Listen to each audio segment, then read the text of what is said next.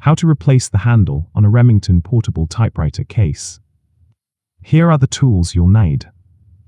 A light hammer. A small precision screwdriver.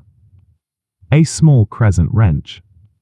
Look inside the case to find the metal plates and the folded metal tabs securing them. Use the precision screwdriver to pry up the tabs furthest from you. These are typically folded down over the slots that hold the brackets. Straighten the tabs with the crescent wrench. Gently bend the tabs upright so they can slide out. Remove the free half of the bracket by prying it up. Focus on the side with the unfolded tab. Insert the new handle beneath the brackets. Push the bracket back into position. Slide it into the slot and ensure it fits snugly over the handle. Tap the bracket in with the hammer. Apply light force until it's flush and secure. Fold the tabs back down.